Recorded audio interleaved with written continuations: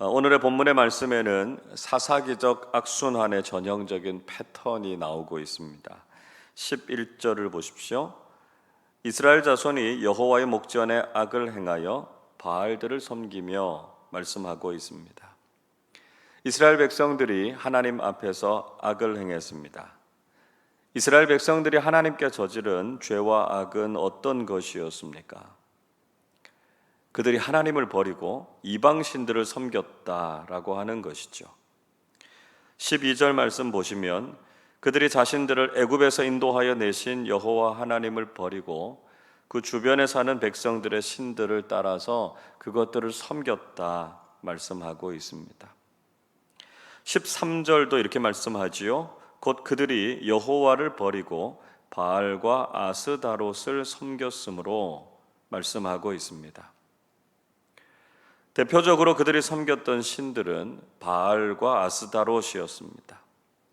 바알이라고 하는 말 주인이라는 뜻이죠. 가나안 땅에 있었던 남성 신들 중에 가장 높은 지위에 있었던 신이 바로 이 바알이라고 하는 신이었습니다. 바알은 폭풍과 풍요의 신, 물질의 신으로 알려져 있습니다. 아스다롯이라고 하는 말 증가, 번식이라고 하는 의미를 가지고 있습니다. 번영하다라고 하는 히브리어 단어 아샤르라고 하는 말에서 파생된 말이죠. 이 아스다롯이라고 하는 신은 바알의 아내로 알려져 있습니다. 전쟁과 다산의 신으로 잘 알려져 있죠. 이렇게 여호와 하나님을 버리고 이방 신들을 섬기는 이스라엘 백성들은 하나님의 진노를 면할 수 없었습니다. 진노하신 하나님께서 이스라엘 백성들에게 어떻게 하셨습니까? 14절을 보십시오. 여호와께서 이스라엘에게 진노하사 노략하는 자의 손에 넘겨주사 그들이 노략을 당하게 하시며 또 주위에 있는 모든 대적의 손에 팔아 넘기심에 그들이 다시는 대적을 당하지 못하였으며 말씀하고 있습니다. 여호와께서 진노하사라고 하는 말은 원문 그대로 직역하면 그래서 여호와의 코가 뜨거워졌다라고 하는 말입니다. 하나님의 분노가 폭발해서 마치 코에서 뜨거운 콧김이 뿜어져 나오는 것처럼 하나님께서 그렇게 화를 내고 계시는 모습을 아주 실감 있게 묘사하고 있습니다. 진노하신 하나님께서는 그들을 노략하는 자들의 손에 넘겨주셨고 그들로 하여금 노략을 당하게 하셨습니다. 그리고 그들을 대적의 손에 팔아 넘기셔서 대적들과 싸워서 이기지 못하게 하셨다 이렇게 말씀합니다. 15절에서는 또 이렇게 기록하지요. 그들이 어디로 가든지 여호와의 손이 그들에게 재앙을 내리시니 곧 여호와께서 말씀하신 것과 같고 여호와께서 그들에게 맹세하신 것과 같아서 그들의 괴로움이 심하였더라 말씀합니다. 그들이 어디로 가든지 하나님의 손이 그들에게 재앙을 내리셨습니다. 이 말씀이 정말 무서운 말씀이지 않습니까? 하나님의 말씀에 순종하면 그들이 어디를 가든지 형통하게 하시고 복을 주셨던 것처럼 하나님께 불순종하면 어디로 가든지 재앙이 내리게 된다는 것입니다. 하나님께서 분명히 약속하시고 맹세하신 것처럼 언약을 깨뜨린 이스라엘 백성들은 괴로움이 심했다 말씀하고 있습니다. 하나님께서 진노하심으로 인해서 이스라엘 백성들의 상황이 얼마나 힘들고 고통스러웠는가 하는 것을 잘 보여주고 있습니다. 그러나 하나님께서는 이스라엘 백성들을 벌하시고 그들에게 진노하시는 것으로 그치지 않으셨습니다. 하나님께서는 그들을 위한 구원의 계획을 세우셨다는 것이죠. 16절 보시죠. 여호와께서 사사들을 세우사 노략자들의 손에서 그들을 구원하게 하셨으나 말씀합니다. 하나님께서는 죄악된 이스라엘 백성들을 구원하시기 위해서 사사들을 세우셨습니다. 12번이나 반복되는 이 악순환 속에서도 하나님께서는 그들의 부르짖음을 들으셨고요. 그들을 구원하고자 하셨습니다. 하나님께서는 죄인인 인간을 포기하지 않으시고 구원의 놀라운 은총을 허락해 주셨습니다. 비록 인간이 사탄의 유혹에 넘어가서 죄를 짓고 하나님께 거역했지만 하나님께서는 독생자 예수 그리스도를 보내주셔서 우리를 구원하기를 원하셨습니다. 하나님께서 우리를 위해서 구원의 계획을 세우셨음에 우리는 감사해야 하죠.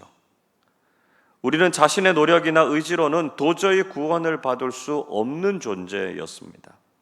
그러나 하나님께서 친히 구원의 길을 여시고 우리에게 유일한 구원자를 보내주셨기 때문에 죄인인 우리에게도 구원의 소망이 생기게 된 것이죠.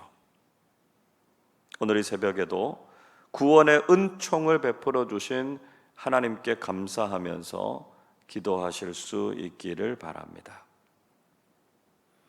하나님께서는 이스라엘 백성들을 향해서 구원의 계획을 세우셨지만 이스라엘 백성들은 다시 하나님을 떠나고 말았습니다. 17절 이렇게 말씀합니다. 그들이 그 사사들에게도 순종하지 아니하고 오히려 다른 신들을 따라가 음행하며 그들에게 절하고 여호와의 명령을 순종하던 그들의 조상들이 행하던 길에서 속히 치우쳐 떠나서 그와 같이 행하지 아니하였더라 말씀합니다. 하나님께서 사사들을 보내주셨음에도 불구하고 이스라엘 백성들은 사사들의 가르침에 순종하지 않았습니다. 사사들의 리더십을 통해서 하나님만 따르고 섬겨야 했지만 그들은 다른 신들을 섬기고 음행을 저질렀다는 것이죠. 또 그들은 하나님의 명령에 순종했던 조상들의 길을 걷지 않고 그 길을 속히 떠나서 믿음의 길에서 벗어났다는 것입니다. 이스라엘 백성들의 이런 모습이 계속해서 비극이 반복되는 결과를 낳고 말았다는 것이죠. 이에 비해서 하나님의 긍휼과 사랑은 얼마나 큰가 하는 것을 우리에게 분명히 말씀해 주시고 있습니다. 18절 말씀 같이 읽어보겠습니다. 여호와께서 그들을 위하여 사사들을 세우실 때에는 그 사사와 함께 하셨고 그 사사가 사는 날 동안에는 여호와께서 그들을 대적의 손에서 구원하셨으니 이는 그들이 대적에게 압박과 괴롭게 함을 받아 슬피 부르짖음으로 여호와께서 뜻을 돌이키셨음이거늘. 하나님께서는 이스라엘 백성들을 위해서 사사들을 세우셨고요. 그 사사들이 살아있는 동안에는 하나님께서 그들과 함께 하셔서 이스라엘 백성들을 대적들의 손에서 구원해 주셨습니다. 하나님께서 그들을 구원해 주셨던 것은 그들을 긍휼히 여기셨기 때문이죠. 이스라엘 백성들이 고통 중에서 하나님께 울고 부르짖었고요. 사람과 긍휼의 하나님께서는 뜻을 돌이키셔서 그들에게 내린 재앙을 거두셨다라고 하는 것입니다.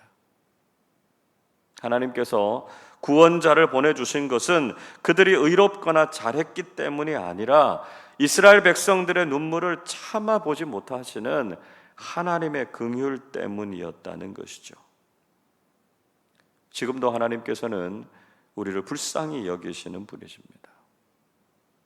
비록 우리는 죄인이지만 우리가 진정으로 하나님 앞에서 울고 회개할 때 하나님께서 우리를 긍휼히 여겨 주신다는 것이죠.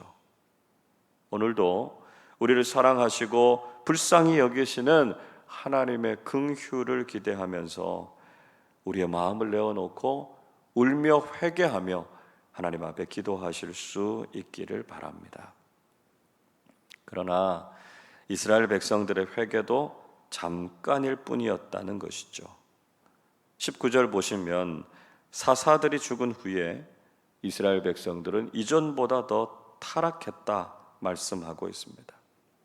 그들은 다른 신들과 우상들을 섬겼고요. 악행과 패역한 길로 가는 것을 그치지 않았습니다. 이런 모습 보시면서 하나님께서 다시 진노하실 수밖에 없었습니다. 그리고 가나안 땅의 이방 민족들을 쫓아내지 않으시겠다 말씀하셨습니다. 21절 이렇게 말씀합니다. 나는 여호수아가 죽을 때에 남겨둔 이방 민족들을 다시는 그들 앞에서 하나도 쫓아내지 아니하리니. 이스라엘 백성들은 여호수아가 죽을 때까지도 가나안 주민들을 완전히 쫓아내지 않았습니다.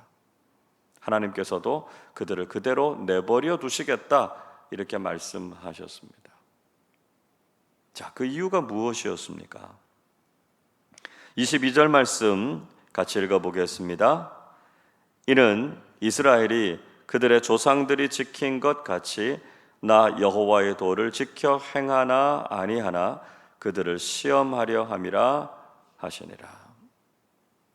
하나님께서 이방 민족들을 그들의 주변에 남겨두신 이유는 그들이 하나님의 명령을 지켜 행하는지 그렇지 않은지 그들을 시험하기 위함이다 말씀하고 있습니다.